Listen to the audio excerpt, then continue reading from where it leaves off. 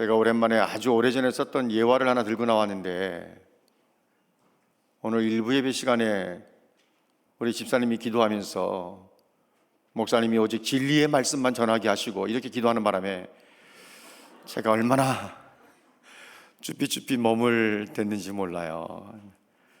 그래도 쓰자.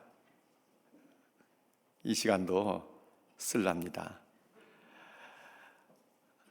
아주 오래된 얘기인데요. 시골 버스를 운전하는 기사가 어느 날 운전할 때 그 차에 할머니들 몇 분이 타셨어요.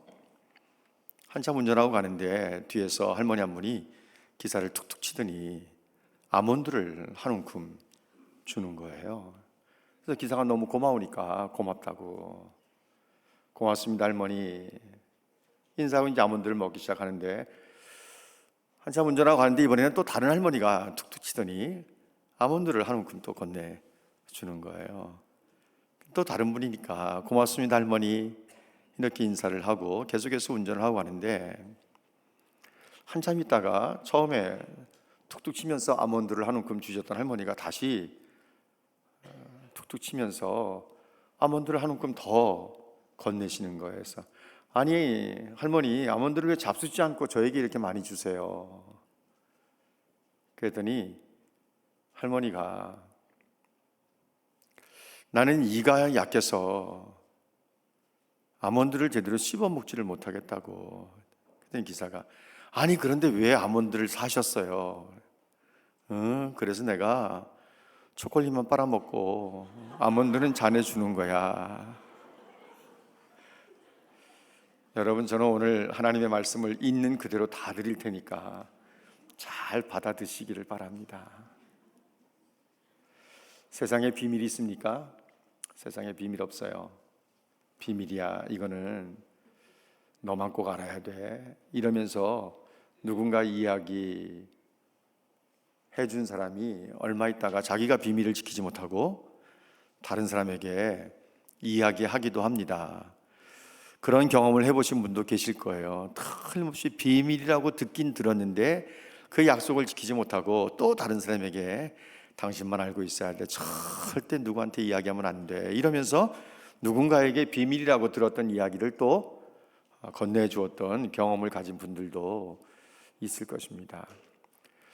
다윗이 밧세바를 취하고 우리아를 암몬 자손과의 최전선에 내보내서 적의 화살에 죽게 만든 이 일은 사실 이미 다 공개된 비밀이었습니다. 어쩌면 다윗은 자기가 정말 감쪽같이 은폐를 했기 때문에 누구도 알지 못할 것이라고 생각했는지 모르지만 많은 사람들이 다윗에게 그 이야기를 하지 않았을 뿐이지 이미 많은 사람들, 궁궐 안에 있는 사람들, 그리고 많은 백성들이 그 이야기를 알고 있었습니다. 밧세바의 배가 불러가는데 자기 남편은 전쟁터에 나가 있었는데 누가 아이를 갖게 했을까라고 하는 생각들을 사람들이 왜 안 했겠습니까? 궁궐 안에 있는 사람들부터 다윗의 신하들, 그리고 그를 보는 모든 사람들은 충분히 짐작하고도 남음이 있는 거죠. 그러다가 전쟁터에 나가서 우리아가 전사했다 하는 이야기도 이미 다 알려져 있는 상황이고, 그러면 여러분 한번 생각해 보세요. 다윗이 감쪽같이 죄를 은폐하고 우리아를 죽게 만든 주범이기도 하고 밧세바를 취해서 자기의 새 아내로 삼은 이 일로 인해서 다윗의 마음이 늘 기뻤을까요?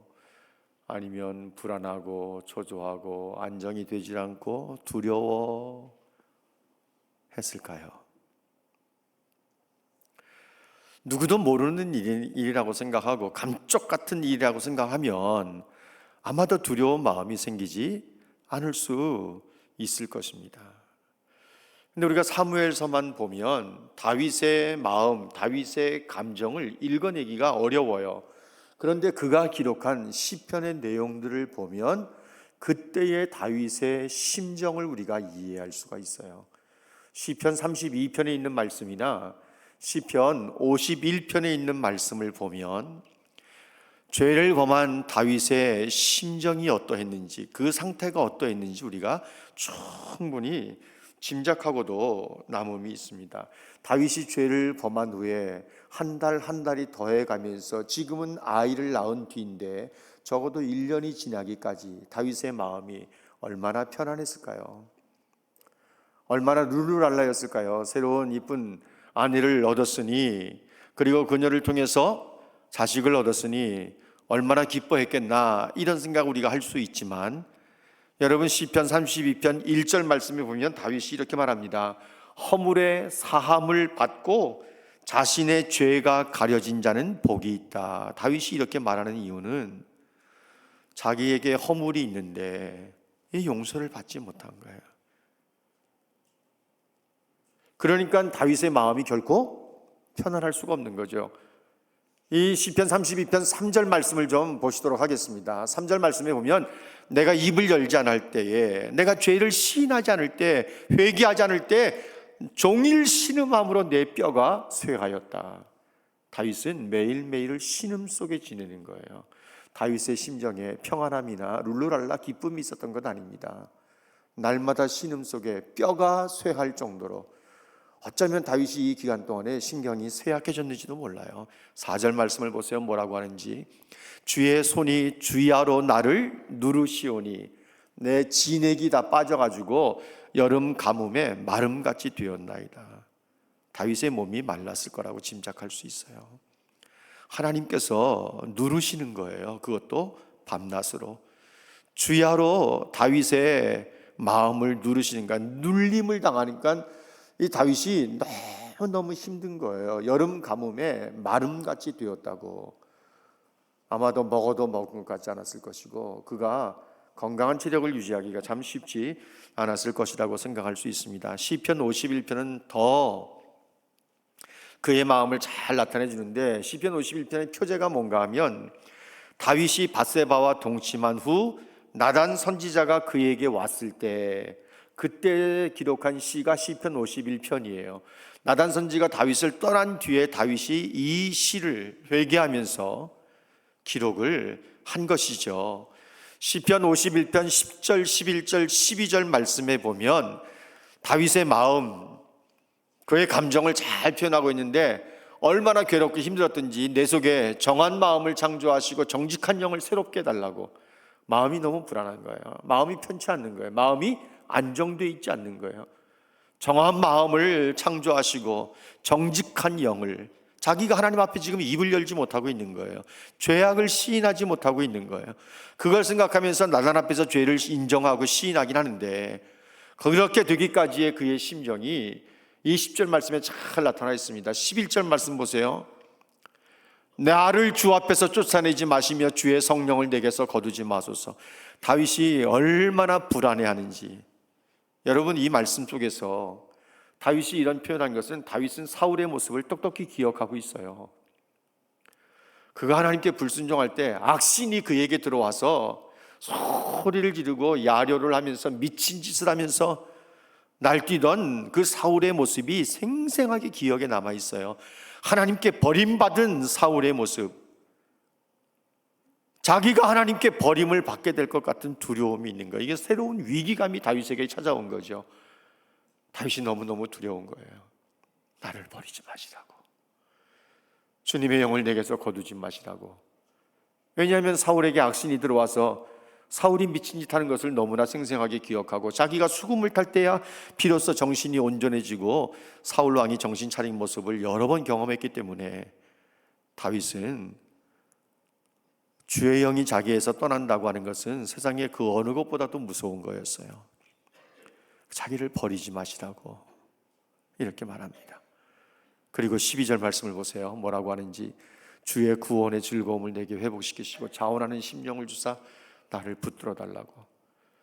구원의 즐거움이 사라져버렸어요. 구원의 기쁨이 사라져버렸어요. 살아도 사는 것이 아니에요. 먹어도 먹는 게 아니에요.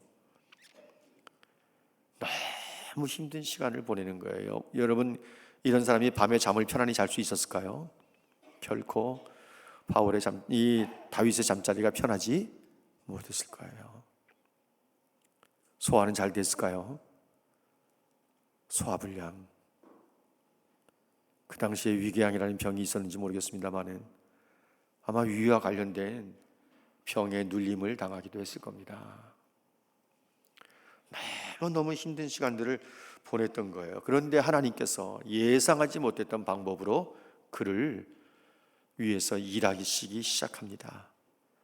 여러분, 이제 오늘 1절 말씀을 한번 보시기를 바랍니다. 여호와께서 나단을 다윗에게 보내시니. 이 12장을 시작하는 첫 동사가 보내셨다라고 하는 단어예요. 하나님께서 나단을 다윗에게 보내셨어요.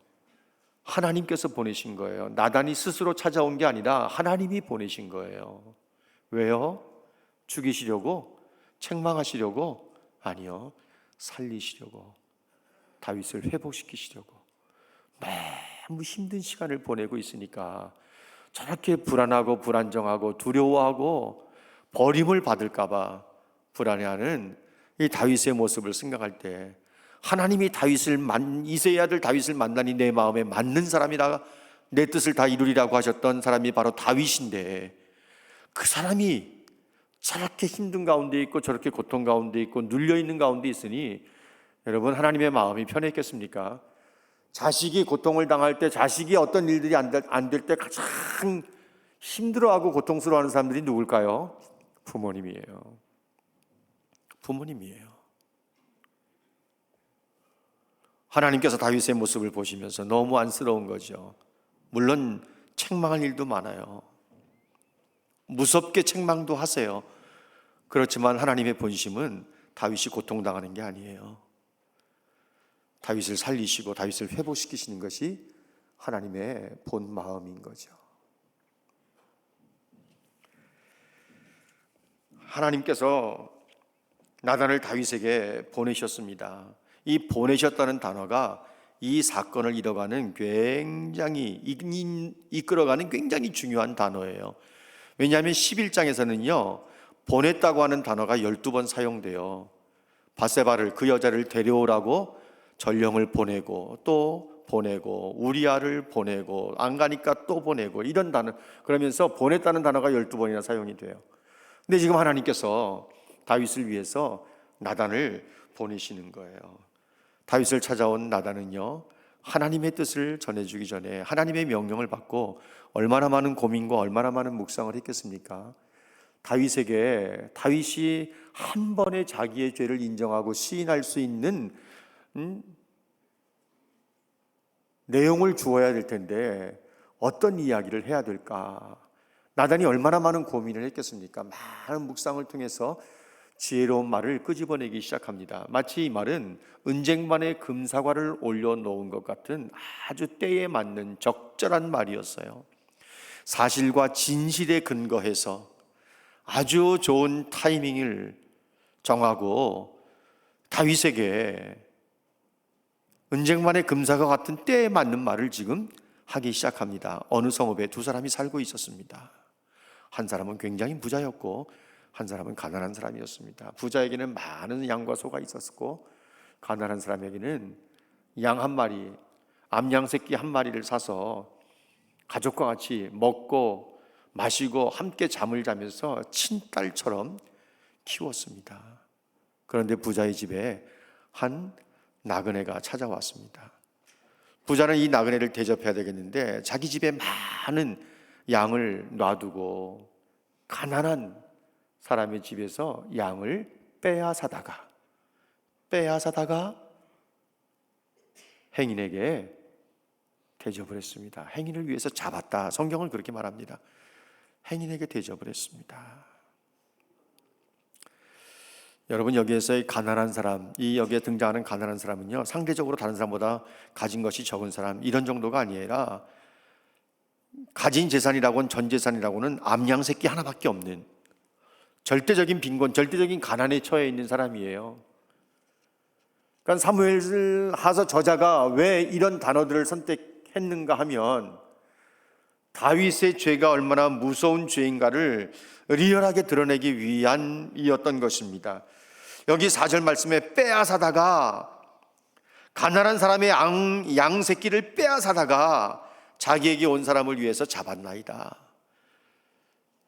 나단 선지자가 그렇게 이야기하는데 여기 빼앗다는 이 단어가요, 다윗이 밧세바를 취하려고 전령을 보내서 그 여자를 데려오게 했다, 11장 4절 말씀에 그렇게 사용이 되는데, 공교롭게도 12장 4절에도 빼앗아다가 11장 4절에서도 데려오게 하고, 이 데려오게 했다는 단어가 12장 4절에서 사용되는 빼앗아다가와 같은 단어예요. 그 여자를 빼앗아다가, 그 암양을 빼앗아다가 행인을 위해서 잡았다. 이게 다윗의 행위라고 하는 것을 사무엘서 저자가 지금 말하고 있는 거예요. 그러니까 밧세바를 데려오게 했다. 부자가 가난한 사람의 암양 새끼를 빼앗아다가, 이 두 단어를 사용하면서 두 개의 사건을 지금 연결하고 있는 거예요. 다윗은 여기까지 듣다가 부자로 말미암아 노하면서 여호와의 살아계심을 두고 맹세하노니 이 일을 행한 사람은 반드시 죽을 자라, 마땅히 죽을 자라 그랬어요. 마땅히 죽을 자라. 그가 긍휼을 베풀지 않았으니 그 양의 4배로 갚아야 된다라고 말합니다. 여러분, 이 이야기를 들어보면 다윗은 굉장히 의로운 사람처럼 보였고 굉장히 정의감에 불타는 사람으로 보였어요. 자신에게는 굉장히 너그러우면서도 다른 사람의 범죄에 대해서는 목에 핏대를 세우면서 말하는 다윗의 모습을 우리가 이 말씀 속에서 볼 수 있습니다.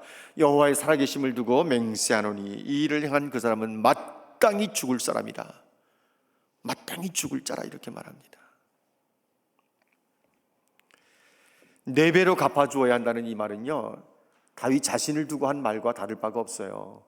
왜냐하면 그 말씀이 그대로 진행이 돼요. 암몬 자손과의 전쟁의 상황을 보고하기 위해서 요압 장군이 전령을 다윗 왕에게 보냈을 때 우리아도 죽었다는 이야기를 하지 않습니까?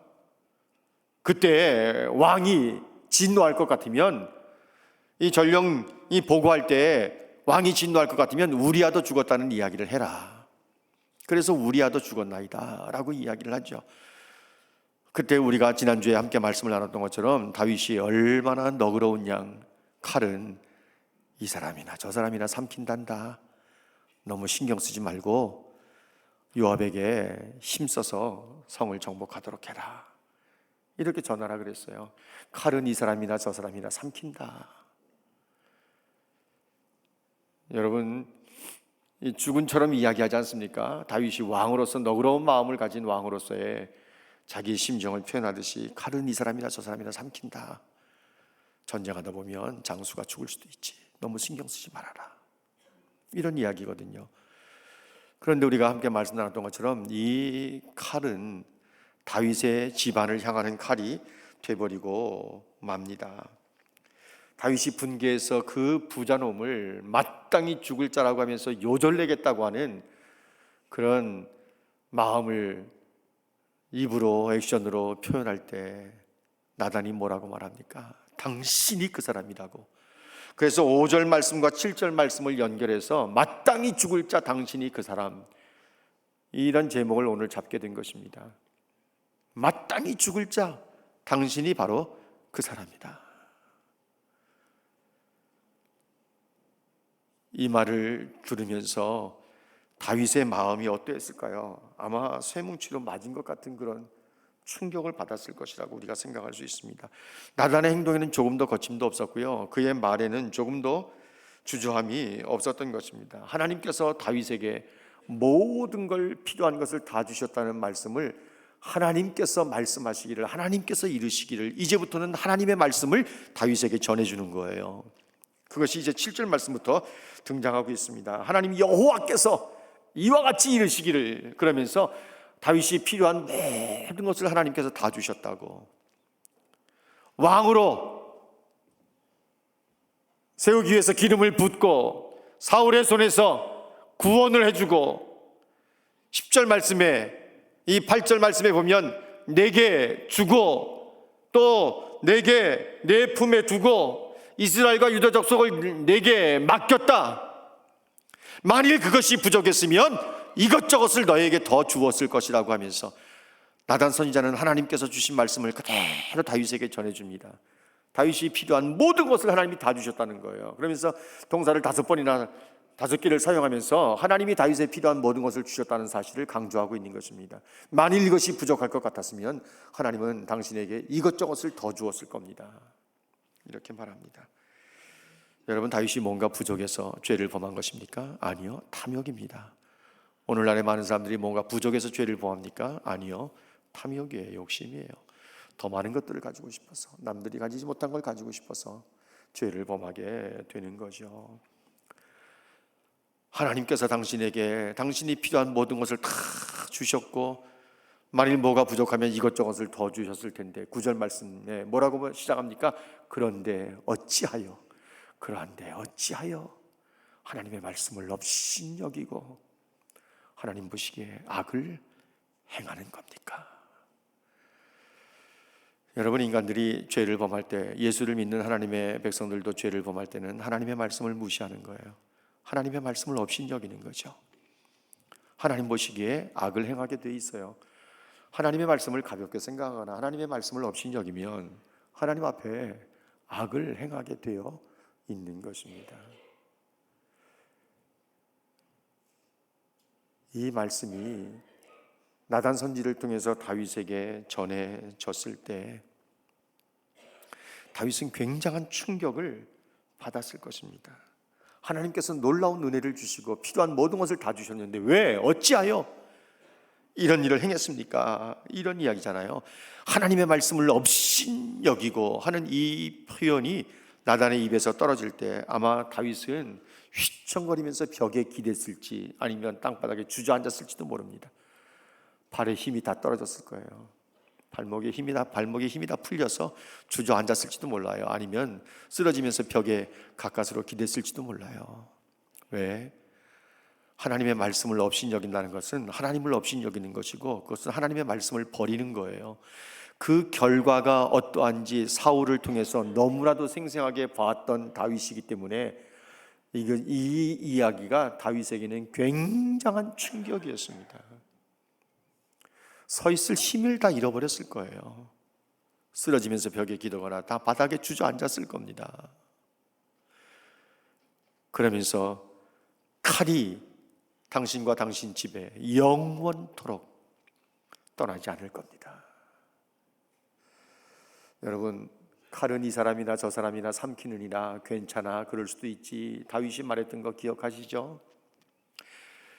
긍휼을 베풀지 아니하고 이런 일을 행했으니 그 양의 4배로 갚아 주어야 되리라 하는 이 말씀이 다윗 자신에게 적용해야 될 말씀이라고 해석하는 이유가 뭔가 하면요, 다윗은 4명의 아들을 잃습니다.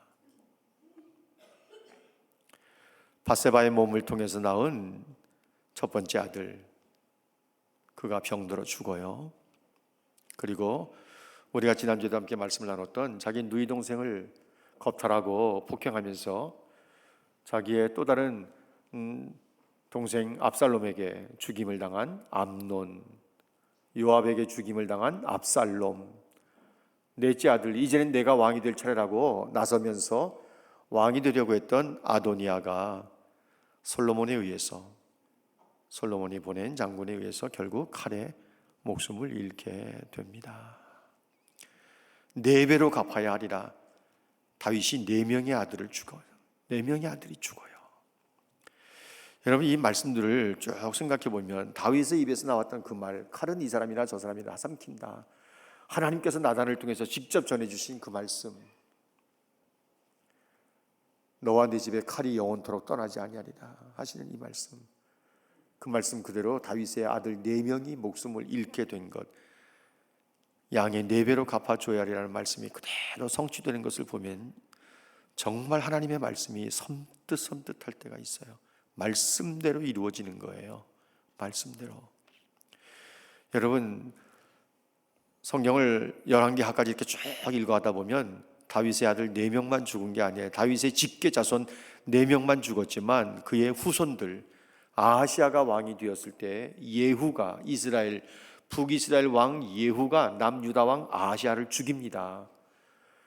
아하시아를 죽인 이후에 아달랴가 자기 아들 아하시아가 죽는 것을 보면서 왕손들을 다 죽여버려요. 아달랴가 누구예요? 아합의 아내 이세벨이 낳은 딸이 아달랴예요.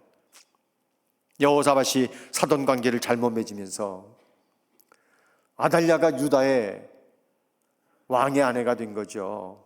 그러면서 자기 아들이 예후에게 죽임을 당한 이후에 왕손들을 남기지 않고 다 죽여버려요. 그런데 여호세바에 의해서 아하시아의 누이였던 여인에 의해서 요시아라고 하는 어린아이가 가까스로 살게 됩니다. 빼돌리게 된 거죠. 그래서 목숨을 건질 수가 있었어요. 그리고 요아스죠. 요아스가 7살에 왕의 자리에 오르게 됩니다. 다윗의 왕손들이 다 죽임을 당할 뻔했어요. 요아스 한 사람만 남겨두셨어요. 왜? 하나님께서 다윗에게 하신 약속이 있었기 때문에. 내가 왕위를 네 집에서 영원히 빼앗지는 않겠다고 말씀하셨거든요. 그래서 요아스 한 사람을 남겨두셔서 왕의 명맥을 이어가게 만드신 거예요. 무서운 재앙들이 이 집안에 일어날 것을 말합니다. 내 집에 재앙이 있을 것이라고. 오늘 성경의 11절 말씀에 그렇게 말하지 않습니까? 내가 너와 네 집에 재앙을 일으키겠다. 그리고 내 눈앞에서 내가 네 아내들을 빼앗아 내 이웃들에게 주리니 그들이 너 보는 가운데 백주 대낮에 내 아내들과 동침하게 될 거다. 너는 은밀하게 행했지만 나는 모든 이스라엘 백성들이 보는 가운데 네 아내를 빼앗아 이웃들에게 줄 것이고 그 이웃들이 백주의 대낮에 네 아내와 동침하게 될 것이라고. 다윗은 생각해도 너무나도 수치스럽고 있어서는 안 될 일이 자기 집안에 일어나게 될 것이라고 하는 메시지를 나단을 통해서 받게 되는 것입니다. 여기까지 듣고서 다윗이 더 이상 버틸 수가 없었어요. 그래서 나단에게 말합니다. 내가 여호와께 죄를 범했습니다. 내가 여호와께 죄를 범했습니다.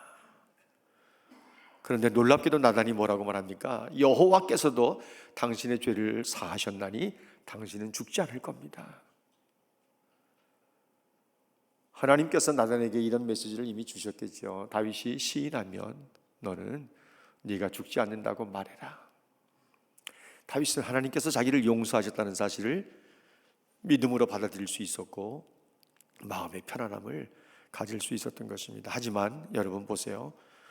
또 하나의 무서운 말씀이 등장합니다. 14절 말씀을 한번 주목해 보시면 이 일로 말미암아 네가 내 충성된 신하 우리아의 아내를 빼앗아 네 아내로 삼고 자식까지 낳은 이 일, 우리아를 암몬 자손과의 전쟁에 최전선에 내보내서 죽게 한 일, 이 일로 말미암아 여호와의 원수들이 비방할 거리를 네가 소스를 제공했으니까 네 아들은 죽는다, 이런 것이는 거예요.